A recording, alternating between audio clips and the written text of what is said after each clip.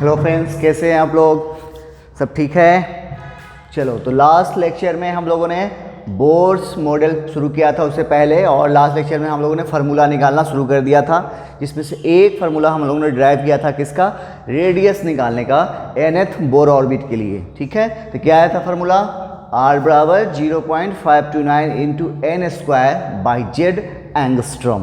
यानी यहाँ पे जो यूनिट है रेडियस का वो क्या है? एंगस्ट्रॉम में है। ठीक है, चलिए, तो इस पर क्वेश्चन एक दो किया था और एक को शायद आपको होमवर्क में दिया था। आइए कुछ क्वेश्चन आज करते हैं पहले और फिर आगे बढ़ेंगे। तो पहले देखो, हमारे बोर्ड पे दो क्वेश्चन टंगे हुए हैं। एक क्वेश्चन है, पहला वाला कह रहा है radius of second orbit of Bohr atom is R, then calculate the radius of third orbit of helium ion.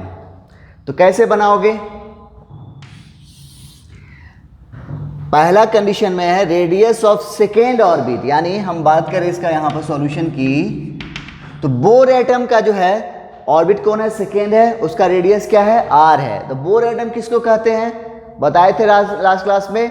Bore atom का मतलब कौन हो गया? हाइड्रोजन एटम की बात कर रहे हैं वो।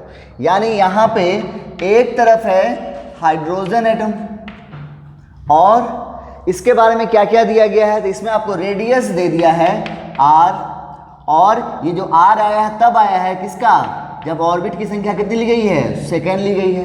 देखो, सेकेंड ऑर्बिट। ओके, और फिर पूछ रहा है बताइए radius of third orbit of helium ion. हम लोग इस पर भी बोर्स मॉडल का जो फार्मूला लगा सकते हैं। क्यों? क्योंकि इसके पास भी कितना इलेक्ट्रॉन है? देखो, सिंगल इलेक्ट्रॉन है, तो यहाँ पर भी लगेगा। तो अब दूसरा यहाँ पे कौन है? दूसरी तरफ हीलियम आयन है। तो बताओ, तो इसका रेडियस पूछ रहा है, तो हम मानते वो है R डैश। और n की बात करें तो n कितना दिया हुआ? देखो 3। और एक चीज और चाहिए हमें, क्या? जेड, एटॉमिक नंबर भी तो चाहिए रेडियस निकालने के लिए। फार्मूला क्या है? 0.529 into n square by Z है, यानी जेड चाहिए एटॉमिक नंबर। तो हाइड्रोजन एटम के लिए कितना? 1, और हीलियम आयन के लिए कितना? बोलो 2। हीलियम का एटॉमिक नंबर 2। ओके, अब ये हो गया, डेटा हमको निकल गया। अब आपको इस R डैश का वैल्यू निकालना है। तो कैसे निकालोगे? इसके टर्म में, R के टर्म में निकालना है। ठीक है, तो हम क्या करेंगे? दोनों को कंपेयर कर देंगे, मतलब R बाई R डैश बराबर 0.529 इंटू एन स्क्वायर। तो R किसका है? इधर वाले का है। यहाँ पे एन स्क्वायर, एन कितना भके है? 2 का स्क्वायर बाई जेड, जेड का वैल्यू कितना है? 1। तो ये हो गया आपको इसका। अब नीचे में कौन है? ये वाला वैल्यू रखो 0.529।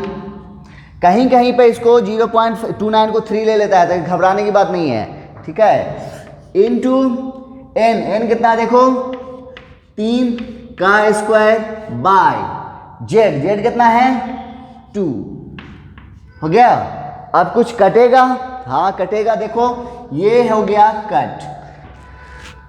उसके बाद अब इधर चलो आगे, तो R जो है, ये पर हाइड्रोजन एटम का रेडियस क्या है? कैपिटल R है, तो वहां पर रखो capital R by R dash बराबर, इधर क्या बच गया? देखो तो 2 दूना 4, और इधर नीचे में 3 तिया 9, और फिर ये 2, तो 2 ये ऊपर चला जाएगा, तो क्या हो जाएगा? 2 दूना 4 इंटू 2, और नीचे में 3 तिया 9। देखो तो होगा ना, 2 दूना 4 ये ऊपर में होगा, आइए देखो 3 तिया 9, और 2 इसके नीचे, तो ये ऊपर किया, तो 4 दूना 8 हो गया वो दोनों। तो देखो तो R डैश का वैल्यू क्या आ गया?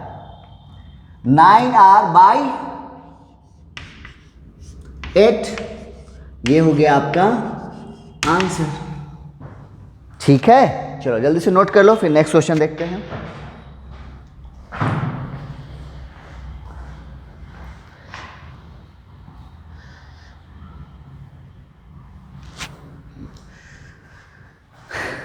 कर लिए? आ जाओ, अगला ये वाला हो गया। ये वाला क्वेश्चन पढ़ो। इसमें कह रहा है radius of second Bohr orbit, यानी n का वैल्यू आपको कितना दिया है? 2 दिया हुआ है फॉर हाइड्रोजन एटम इज, और ये 4 ऑप्शन है। और ये सब वैल्यू दिया हुआ है। देख, ये बड़ा अजीब क्वेश्चन है। अब बहुत आसान क्वेश्चन है, कुछ है नहीं। ये वैल्यू देकर आपको क्या किया है, कंफ्यूज करने की कोशिश की गई है, और कोई बात नहीं है। ठीक है, क्यों? देखो मैं बता रहा हूं। अभी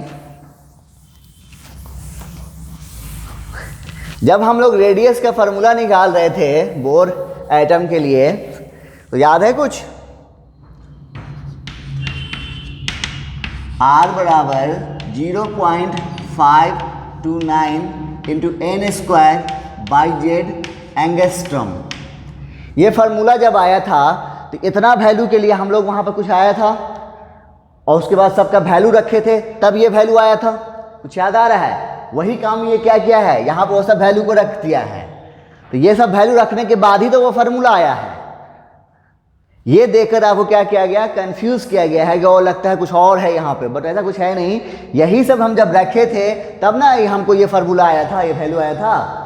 तो बस सिंपल बात है, हम क्या करेंगे, अब वैल्यू रख दो। 0.529 इंटू एन का वैल्यू 2 का स्क्वायर और जेड का वैल्यू 1, तो कितना हो गया देखो तो 0.529 इंटू 2 दूना 4, कितना हो जाएगा 9 चौक 36। देखो कर लो, 9 गुने 4, 9 चौक 36 के 6 हासिल 3, 4 दूना 8 3 11 हासिल 1, 5 का 20 1 21 और 2.116 डी आंसर। आखिर ये इतना क्यों आ रहा है? हम जो ले रहे हैं यहाँ पे, ये क्या किया होगा, यहाँ पे 3 लिया होगा, 0.53 लेके बनाया है, तब वो आ जाएगा। ये जो लिया है 0.53 लिया है, हम लोग जो है इसका एक्चुअल वैल्यू लेके चल रहे हैं 0.529। ठीक है, तो देखो तो उसके आसपास में आएगा, और कोई है भी नहीं, यही आंसर आएगा हमारा। ठीक है, चलो जल्दी से नोट कर ले इसको। नेक्स्ट क्वेश्चन देखते हैं।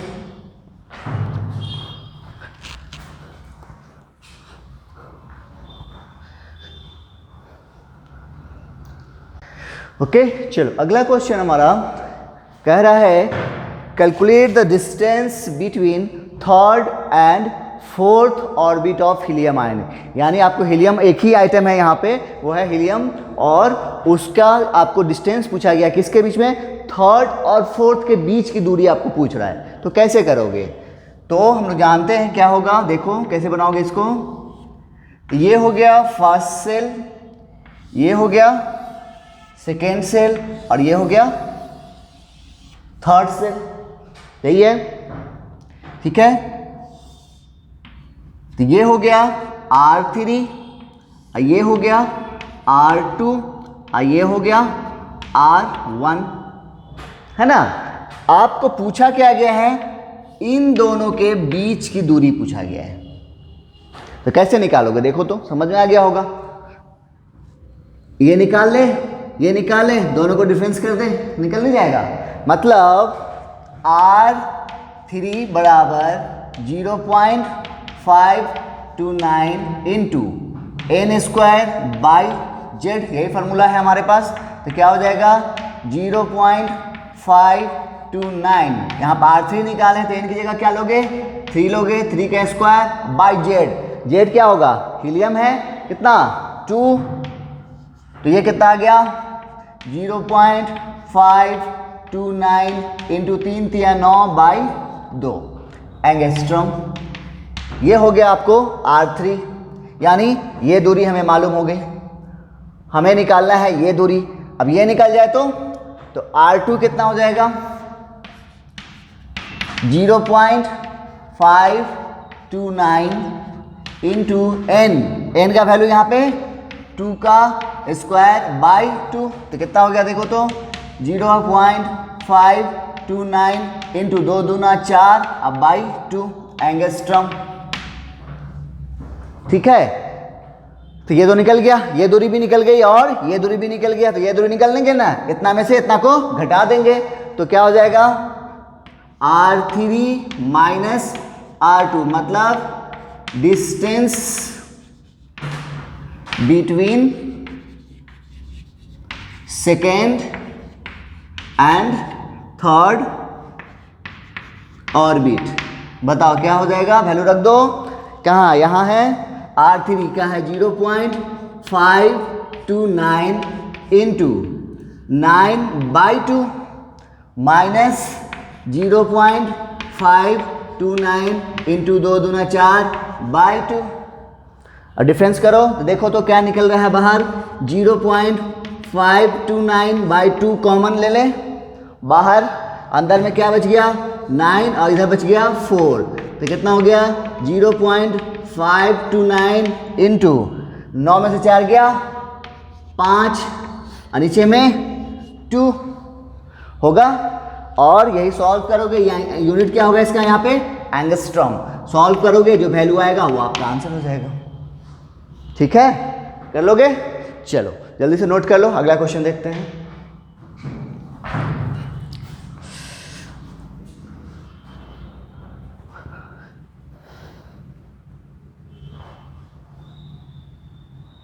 ओके चलो अगला क्वेश्चन है हमारे पास, कह रहा है what would be the atomic number of an element such that it's fourth orbit would fit into first orbit of hydrogen atom. ठीक है, क्या कह रहे हैं कि कोई एलिमेंट है उसका एटॉमिक नंबर क्या होना चाहिए ताकि उसका चौथा ऑर्बिट, फोर्थ ऑर्बिट जो है पूरी तरह से क्या हो, फिट हो जाए किसमें, first orbit of hydrogen atom में हो जाना चाहिए।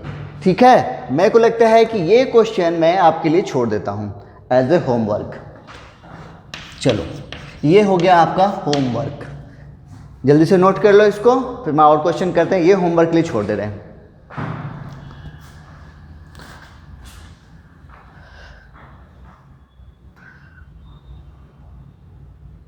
चलो अगला क्वेश्चन हमारा कह रहा है कि ratio of radius of two Bohr orbit of lithium ion is 1:9, then what will be the their nomenclature. Option है KL, LM, KM और KN। तो हम लोग जानते हैं कि ऑर्बिट या फिर सेल जिसको हम लोग कहते हैं उसको एक और नोमेनक्लेचर से भी हम लोग जानते हैं, जैसे फर्स्ट सेल को क्या बोलते हैं K, सेकेंड को L, है ना, उसी चीज़ के बारे में बात किया गया है ये। तो कैसे करोगे ये यहाँ पे, तो हम लोग जानते हैं रेडियस का फॉर्मूला क्या होता है 0.529 इंटू n² z एंगस्ट्रॉम। अगर n का वैल्यू हमें निकल जाए, क्योंकि n का वैल्यू यहाँ पे नहीं है, n का वैल्यू निकल जाए तो उसके कॉरस्पॉन्डिंग हम लोग ये बता सकेंगे कि क्या है ये, है ना। तो क्या करोगे देखो, तो R1/R2 हम करें, क्योंकि दो रेडियस बोर ऑर्बिट है, एक R1 होगा दूसरा R2 होगा, बराबर 0.529 इंटू इसका n हमें नहीं मालूम, तो यहाँ पर हम ले रहे हैं n1 का स्क्वायर, लेकिन z तो मालूम है, कौन है, लिथियम आयन है, मतलब लिथियम का क्या होगा 3/0.529, फिर इसका n हमें नहीं मालूम, हम इसको लिख रहे हैं n2 का स्क्वायर बाई 3, क्योंकि इसका भी z मालूम, क्योंकि z यहाँ पर एक ही आयन है। तो क्या हो गया, ये हो गया कट, ये हो गया कट, तो किधर इधर क्या बच गया देखो तो R1/R2 इक्वल टू क्या हो गया देखो तो n1 square by n2 square, यानी n1/n2 का स्क्वायर हो जाएगा। देखो दोनों के ऊपर स्क्वायर है।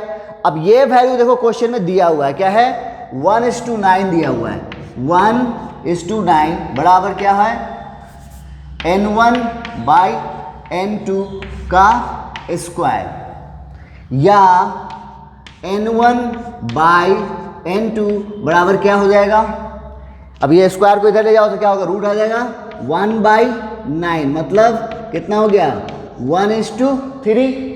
तो फर्स्ट ये क्या है, n1 के सामने क्या है 1, मतलब ये किसको बताएगा k को, और n2 के सामने क्या है 3, ये किसको बताएगा KLM को बताएगा। थर्ड, तो आंसर क्या हो जाएगा देखो तो k और m, आंसर कहाँ नजर आ रहा है, तीसरा ऑप्शन में नजर आ रहा है। ठीक है, समझ में आ गया, तो जल्दी से नोट कर लो, एक क्वेश्चन और देख लेते हैं इस पे।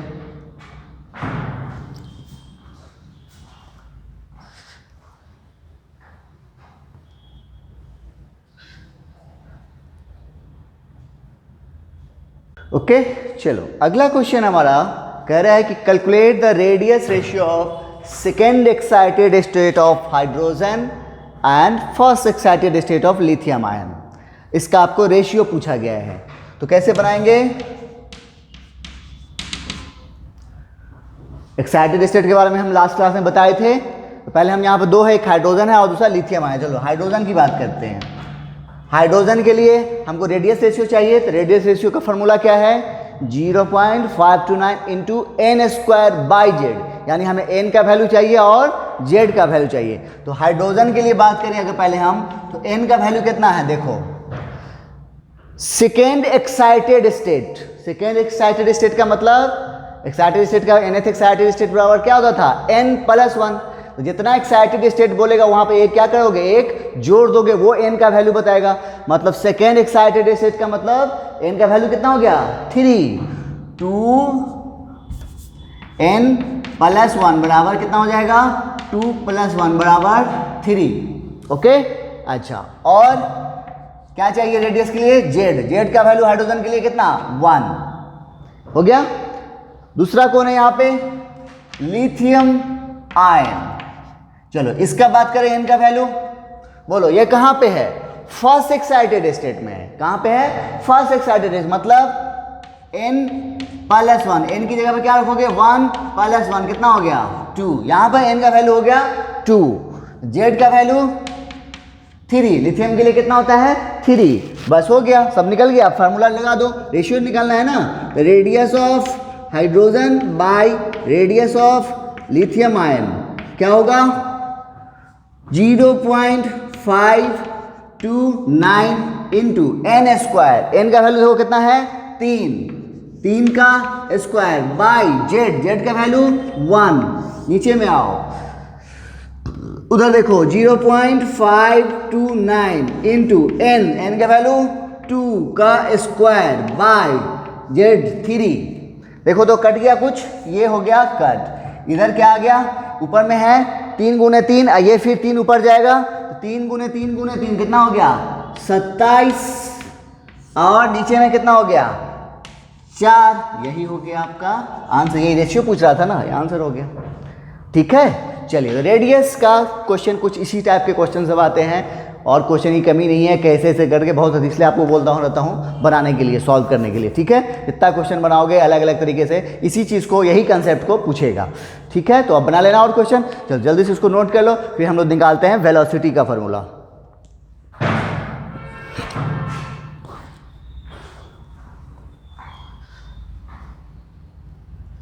ओके चलो, अब हम लोगों ने रेडियस निकाला, रेडियस का क्वेश्चन देख लिया है। अब देख लेते हैं वेलोसिटी। हेडिंग डालोगे, वेलोसिटी ऑफ इलेक्ट्रॉन,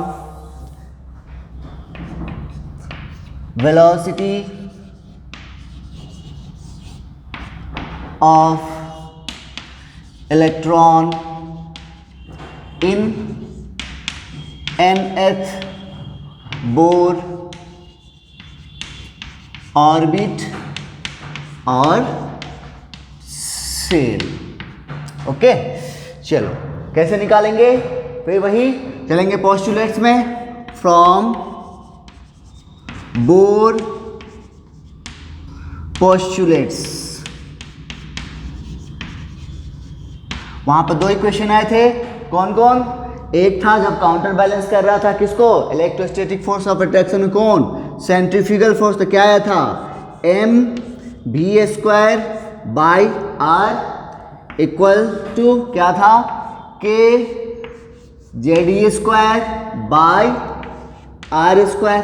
एक ही आया था इक्वेशन 1।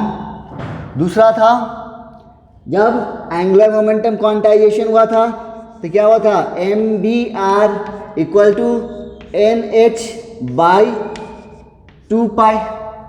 यही था, ये हो गया इक्वेशन 2, है ना। हमें यहाँ से वेलोसिटी का फार्मूला निकालना है, तो कैसे करेंगे? तो फ्रॉम इक्वेशन सेकेंड,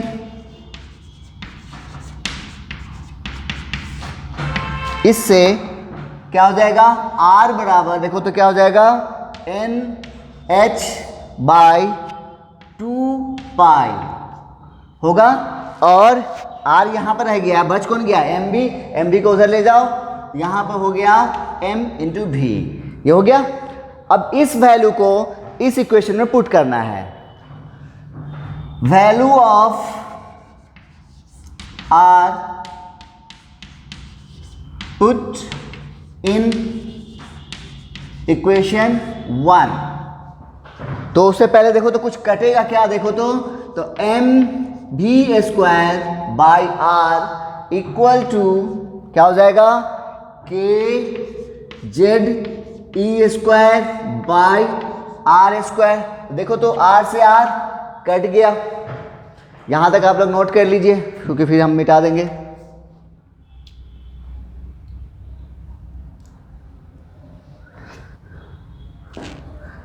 कर लिए। अब हमारे पास क्या आ गया, देखो तो आर से आर नीचे कट गया है, तो क्या बच जाएगा इधर, M v square equal to क्या बच गया, k Z e square by r. और देखो हम लोग ने ऊपर में आर का वैल्यू निकाला है, तो आर को इधर ले जाएं, तो आर बराबर क्या हो जाएगा, k Z e square by m v square. और अब आर के वैल्यू यहां पर रखो, तो क्या रखोगे, क्या आएगा, देखो तो वहां पे है n h by 2 pi m v बराबर k Z e square by m v square. अब कुछ कुछ कटेगा, तो देखो m से m कट गया, v से v कट गया, एक v बच गया यहाँ पे, इधर नोट कर लिए हो गया आप लोग। तो इस तरह से देखो क्या बच गया है हमारे पास, अब हमारे पास बच गया यहाँ पर देखो v बचा हुआ है एक, इस v को इधर ले जाओ, तो v बराबर क्या हो जाएगा, इसको इधर ले गया, इसके नीचे आपको है नहीं, तो ये इधर जाएगा, के जेड ई स्क्वायर इधर बचा हुआ है, और इधर क्या है 2 पाई इंटू 2 पाई, नीचे में इधर क्या बच गया, यहां से आ रहा है कौन, एन एच आ रहा है, इधर हो गया एन एच, है ना। अब जो कांस्टेंट वैल्यू है उसको अलग कर लो, तो देखो क्या क्या है, के ई स्क्वायर, उसके अलावा 2 पाई, ये वैल्यू क्या है, कांस्टेंट है, और इधर बच क्या गया, जेड बच गया। उसके बाद नीचे में देखो तो क्या है, एच कांस्टेंट है, तो इसको हम एक साथ ले लेते हैं, तो ये हो गया आपको एक कांस्टेंट वैल्यू, और नीचे में क्या बच गया है, एन। अब ये k है, k का वैल्यू हम लोग जानते हैं कितना, 9 into 10 to the power 9, e का वैल्यू जानते हैं 1.6 इंटू 10 टू द पावर -19, ये दोनों तो पाई का वैल्यू 3.14, और h का value 6.626 into 10 to the power -34। जब ये सब वैल्यू पुट करोगे तब यहाँ पर जो वैल्यू निकल के आएगा वो आएगा 2.18 इंटू 10 टू द पावर 6। जब यहाँ पर ये सब वैल्यू जो हमने अभी बोला है इन सब का वैल्यू रखोगे तब वो क्या आएगा, 2.18 into 10 to the power 6 into Z by n metre पर सेकेंड। ये हो गया आपको वेलोसिटी निकालने का फार्मूला, किसके, कहाँ, nth बोर ऑर्बिट में। और अगर यही चीज अगर आपको सेंटीमीटर में पूछेगा तो 2.18 into 10 to the power 8 into Z by n centimetre पर सेकेंड। ओके, यहां पे जेड क्या है, एटॉमिक नंबर है, और एन क्या है, नंबर ऑफ ऑर्बिट है। ओके, चलो जल्दी से नोट कर लो यहां तक कि फार्मूला हमारा डिराइव हो गया।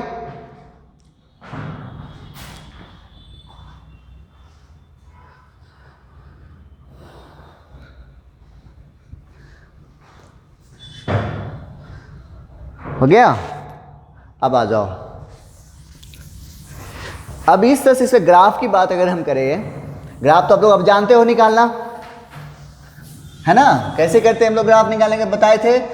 जिसके बीच में पूछेगा उसके बीच का रिलेशन खोज के लाना है। जैसे आपको यहाँ पर ग्राफ पूछ रहा है, पहला ग्राफ हम लिख रहे हैं वेलोसिटी वर्सेस जेड, वेलोसिटी और जेड के बीच में पूछा गया है।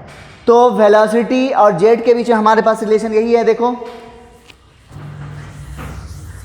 हमारे पास वेलोसिटी बराबर क्या है 2 पॉइंट, या यहाँ लिखते हैं सही रहेगा, वेलोसिटी बराबर 2.18 into 10⁶ into Z by n, यही रिलेशन है वेलोसिटी और जेड में।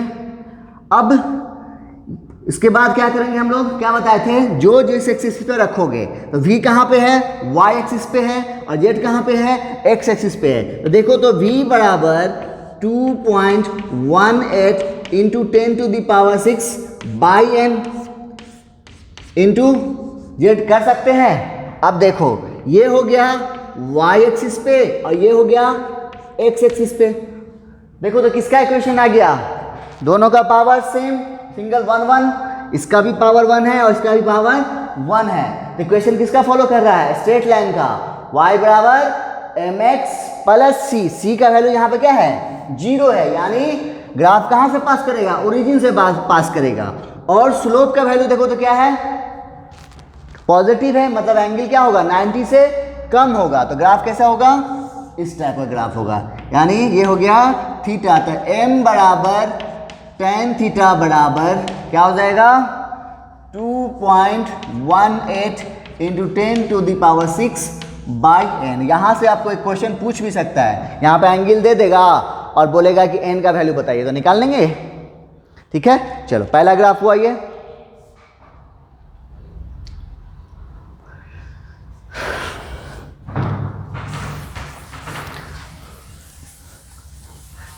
चलिए चलो दूसरा ग्राफ है हमारा सेकेंड, ये था पहला। दूसरा है वेलोसिटी वर्सेस n। अब बता दो क्या होगा, वेलोसिटी वर्सेस n, आपके पास रिलेशन तो यही है। तो देखो वेलोसिटी कहाँ है, यहाँ, n कहाँ है, यहाँ। तो वेलोसिटी बराबर 2.18 इंटू 10⁶ इंटू जेड। जेड का हमारे यहाँ पर अभी कोई काम नहीं है, उसको हम क्या करेंगे, अलग कर लेंगे।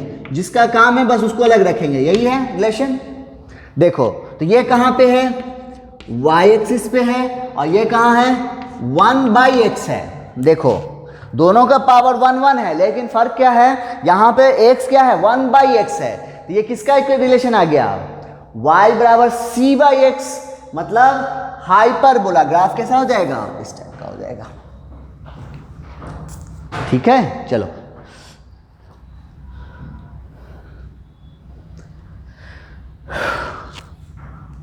हो गया। चलो अगला है हमारा तीसरा ग्राफ है 1 2 3। थर्ड है वेलोसिटी वर्सेस 1/n। अब बता दो, अब आप लोग धीरे धीरे सीख गए होंगे ग्राफ कैसे ड्रॉ करना है। बता दो क्या होगा। अब पूछा वेलोसिटी और 1/n, तो वेलोसिटी बराबर 2.18 into 10⁶ into Z by n. यही क्वेश्चन है दोनों का, रिलेशन है दोनों में। तो देखो तो जो जहाँ पे उसको अलग करो, 2.18 इंटू 10⁶, और जेड का काम यहाँ पर हमारा नहीं है, इसको हमने अलग कर लिया, इंटू 1/n, नहीं है। देखो तो तब देखो तो अब कहाँ पे है, ये हो गया v कहाँ पे है, y एक्सिस पे है, और 1/n कहाँ पे है, x एक्सिस पे है। अब देखो इन दोनों में फर्क है ना, हाँ, उसमें जो है 1/x है और यहाँ पे सिर्फ क्या है, x है। तो ये ग्राफ किसका हो गया, स्ट्रेट लाइन का नहीं हो गया। y बराबर mx प्लस c, फिर यहाँ पर भी c का वैल्यू 0 है, मतलब ग्राफ कहाँ से पास करेगा, ओरिजिन से पास करेगा। और स्लोप क्या होगा, पॉजिटिव होगा। स्लोप पॉजिटिव है तो एंगल क्या होगा 90 से कम। तो ये हो गया थीटा। तो m बराबर tan थीटा बराबर क्या हो जाएगा, देखो तो 2.18 इंटू 10⁶ इंटू जेड। ओके, चलिए एक ग्राफ और पूछ ही लेते हैं, देखते हैं क्या होता है।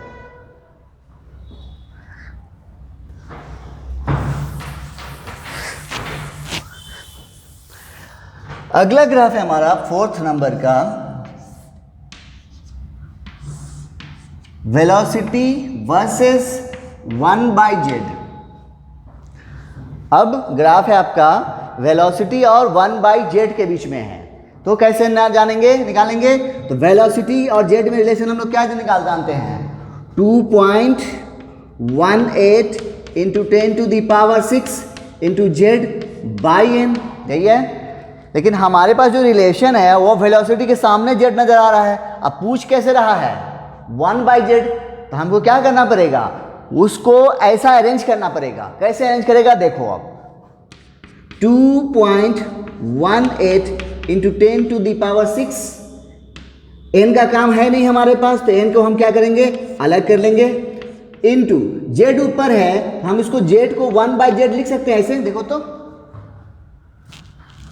ये चीज वैसा ही यही हुआ, सेम चीज हुआ, तो ये z कहाँ चला जाएगा, ऊपर चला जाएगा। यानी अब ये जो हो गया 1/z यहाँ पे आ गया।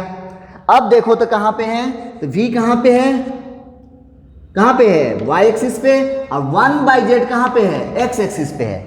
लेकिन देखो तो 1/x आ रहा है ना यहाँ पे, 1/x का मतलब ग्राफ किसका हो जाएगा, हाइपरबोला हो जाएगा। कौन बोला, हाइपरबोला। ठीक है, चलिए जल्दी से नोट कर लीजिए इन सबको। तो ये था वेलोसिटी का ग्राफ। इस पे एक दो क्वेश्चन देख लेते हैं इस पे।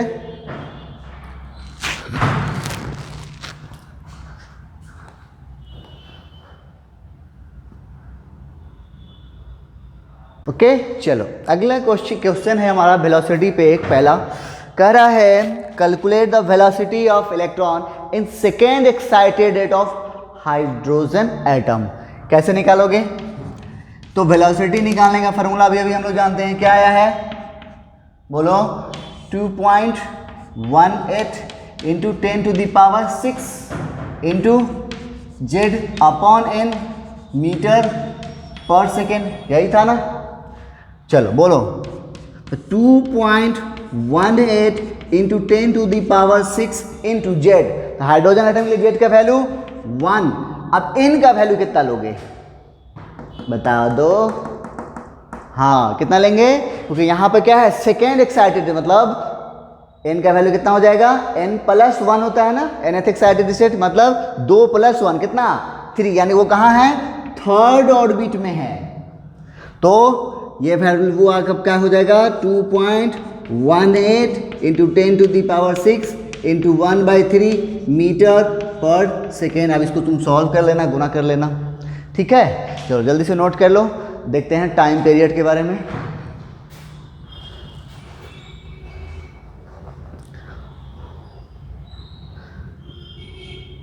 चलो हेडिंग डालो, कैलकुलेट द, या फिर कितना हुआ, 3 हुआ, 2 फर्स्ट रेडियस हो गया, सेकेंड हो गया वेलोसिटी, तीसरा है time period of an electron in nth Bohr orbit और सेल। अब हमें क्या निकालना है, टाइम पीरियड निकालना। तो टाइम पीरियड पहले है क्या, वो हमें जान लें।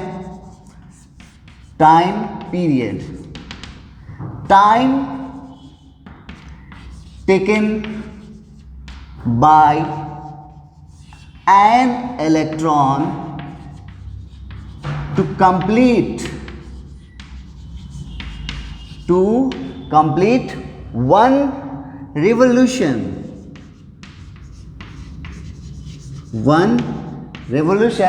around the nucleus।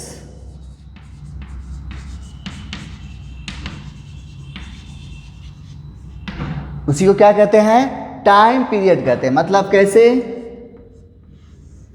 ये हो गया न्यूक्लियस, ठीक है,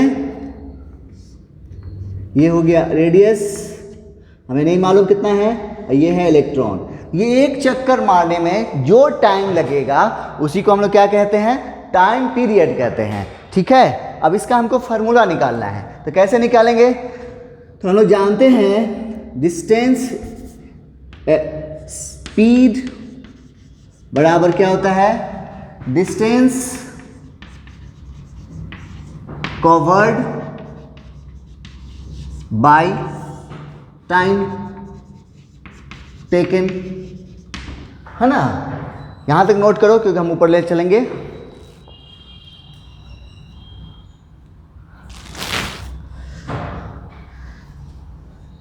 चलिए आजा, हमें क्या निकालना है? ये नीचे वाला टाइम पीरियड निकालना है।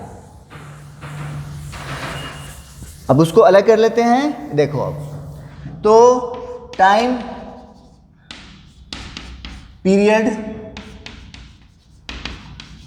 बराबर क्या हो जाएगा? Distance cover. तो डिस्टेंस कितना करेगा?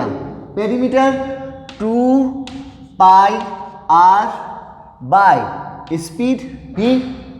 तो यहां पर क्या हो गया देखो तो 2 पाई इंटू आर बाई भी होगा।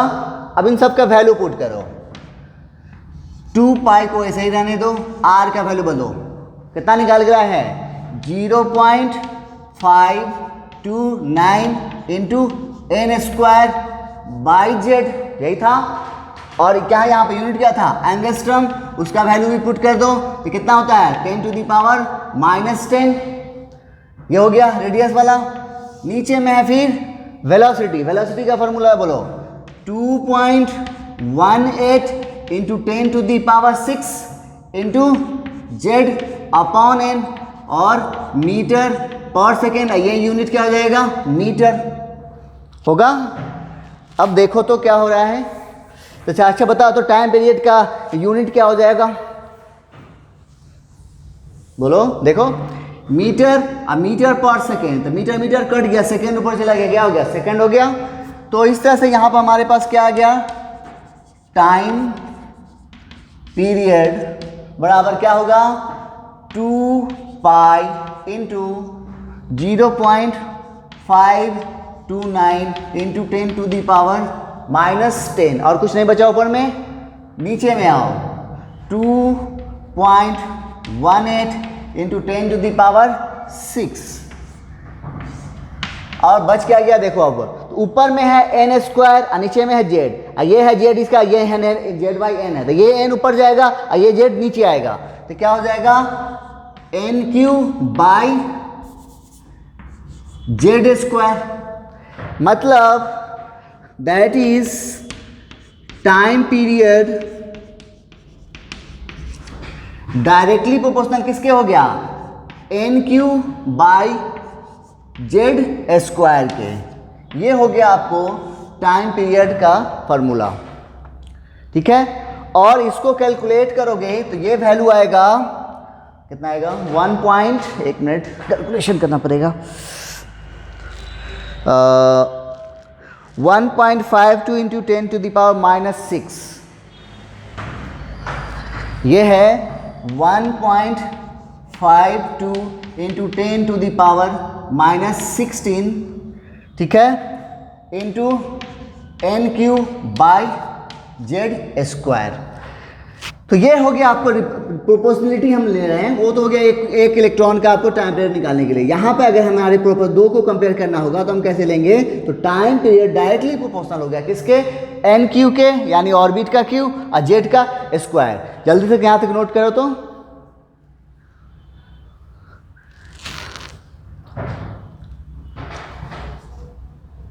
चलिए आ जाओ। Comparison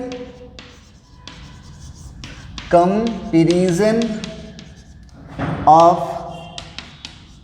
time period, comparison of time period.